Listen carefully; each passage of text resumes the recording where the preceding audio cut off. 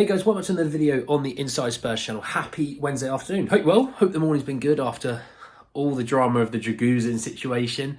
Obviously, great signing. I think he has landed in London. I'm not one of those that have been following his flight path or whatever. There's a lot of them that did that. It was a bit weird, but you know, I think he has landed. I think he's doing his medical today. He might get announced today because Werner got announced last night at 7 p.m. So potentially, you never know. But we're going to sort of look ahead to what Spurs are going to look to do next. And we've got some interesting updates from Miguel Delaney around the number 8 position and Conor Gallagher's name coming back up. We do have a bit more of an update on Eric Dier to Bayern Munich, and that looks like it's progressing, but there is a slight change in the deal, as well as some injury news, some good and bad. So, plenty to talk about, plenty to get into. Just want to say, if you're new, subscribe. You're very much welcome to join us for the journey. And let's jump in from the report from Miguel Delaney. And he just, in the report, from the Independent, he put in that Tottenham Hotspur are pressing ahead with plans to try and buy a number 8 with Chelsea's Conor Gallagher still top of the list.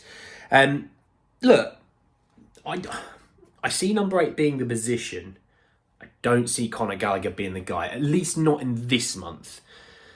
Purely because, look, he wants to sort of turn Chelsea around. You know, he is a vice captain there, so he's in a position of power because Reece James misses.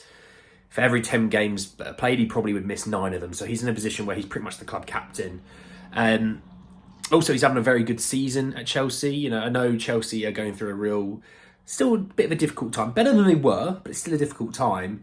You know, if he might be looking at going, look, if we do turn this around, then I'm probably going to look like I'm going to get a ton of the credit, which then I totally get that, to be fair. You know, that's not to say I wouldn't want him. Of course I'd want him. You know, the fact he's homegrown, the fact he's English international, he's in a position of need that we have there. He's very similar to Pape Matar Sarr as well. He's quite durable. He doesn't miss a lot of time for injuries as well, which is another key thing. I think with this system that we have with Ange, we do have players that miss a bit of time here and there and sometimes longer amounts of time. It'd be good if we had someone that could withstand a good workload. And Gallagher would be that. But, you know, I don't see it being him. You know, you're talking about guys going to cost 45 million pounds. And, you know, yes, we maybe have spent, let's call it 25 million on Draguzin. And yes, Werner was a loan. All in all, let's call it 30 million pounds. I don't see Spurs spending another 45. Now, don't get me wrong. Yes, you would probably then move Højbjerg, and Højbjerg might fetch you 20. You might offset a little bit of that and say, the window's been about 50 million, which, okay, that's not outrageous amounts of money. And yeah, I think Spurs would be all right to afford that. But you're also talking about, I don't see Chelsea wanting to sell. To a degree. I think if someone like Bayern Munich were like, here's 45 million, they'd sell him in a heartbeat. And that's the thing that fans, as much as they go, Gallagher won't want to come to us. And yes, players do have a say in, you know, rejecting a move if they don't want it. There also is a position where clubs have that little bit more power than a player does, and they can kind of force you out the door. And let's be honest, they have a huge track record of moving off homegrown players. Mason Mount, Tammy Abraham, Fikayo Tomori, just to name 3. So yeah, interesting, and I do think number 8's position, so we'll have to keep an eye on that. Let's talk Eric Dier, and from Sky Germany, they said that Bayern Munich are now in talks with Tottenham to finalise a deal for Eric Dier worth around €4 million. Just to add a little bit to that, Prem Inside said that Tottenham Hotspur increased the asking price of Eric Dier from €3 million to €4 million plus add-ons for Bayern Munich. The German club is still expected to complete the transfer. So, look, if that last bit was true, Levy's gone, right, you annoyed me with this Draguzin situation. You should have stayed out of it. You didn't. You thought you could sneak in and try and bully Draguzin to come to you. You want Eric Dier? You're going to have to pay us another million now for that muck-up. Had they not, I think they'd have got him for like €3 million, which would have been, you know, £2 million. Now it looks like the deal's going to be worth about €5 million. It's going to look like about £4 million. So just that alone last night cost them a couple of million. So, look, do you know what? Because I'm considering add-ons into that €4 million, by the way. Call it about £5 million. That's a damn good deal for Spurs. I think we've done all right there, Levy. Well done to your son. You've done well. And by the way, hands up, he's had a good window so far. Yeah, maybe Dragusin should have been done a few days ago, but 2 signings by the January the 10th in a January window, that's quite impressive. So, fair play. So yeah, we're pretty much counting the day. I think counting the time down on Dier's departure. And by the way, what a move for him! I'm still very very happy for him that he gets to go and join one of his best mates at a club where he's going to win things. He's at a big club. He's in the Champions League every year. He gets a 18-month, no, 9. He gets a 2.5-year deal because they have an option for an extra year to make it 2.5. So it's not a bad little gig. Let's talk a little bit about injuries. I'm going to start with the bad news because I'm going to hit you with a sledgehammer on the good news and you're going to be excited by the good news. So the bad news, obviously we know, not Højbjerg, Davies went at the end of the Burnley game on Friday night, did sort of tweak his hamstring. So it's not a huge injury for Davies, which is nice because he's been a guy in form, but you know, lucky for us, it should only be a couple of weeks injury because you'll think last Friday, what was the 7th of January? 5th of January. 5th of January, I think.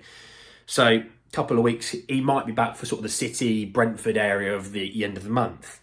But to add to that, Giovanni Celso has also tweaked his hamstring. They said it's just a niggle and they don't want to risk him for this game. I think that's smart. Don't risk him for this game. Give him an extra... You can give him like 3 weeks to recover towards the City and Brentford in the month. That's always good news. And do you know what? I was only going to give you 1 sledgehammer. I'm going to give you 2 sledgehammers. The first one, though, is the most likely of the 2. And it came from Paul O'Keefe, and he said that Christian Romero wants to play against Manchester United, which means he's there or thereabouts to play. So you've got Mickey back, who's, let's be honest, he's playing.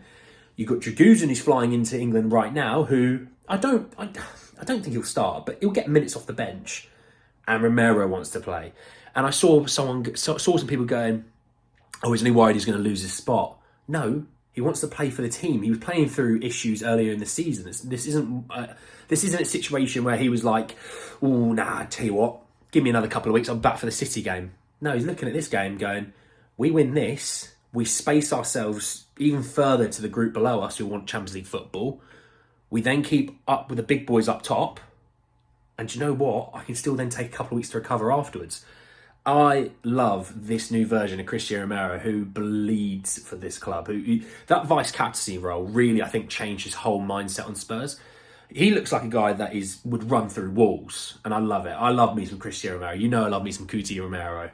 But that is a great bit of news. And the last bit of news that I want to give you is a man that's returning to training next week ahead of Manchester City and Brentford at the end of the month. James Maddison. So that is a little bit of great news. I think, look, yes, you lose Davies and Lo Celso, but it's short-term injuries. Not a big deal. You get Mickey back, you're getting Dragusin, you're getting Romero back, you're getting Werner in there. So you lost 2, but you've actually gained 4. And Werner, it looks like, I think Werner's probably going to start on the left wing against Manchester United. You'll have Johnson down the right. I think Shaw's back. I think Maguire's back as well. But to be honest, they're going to be looking at a front 3 where Richie is difficult. He's no easy customer to deal with. But you're looking at 2 wingers who have got rip-roaring pace.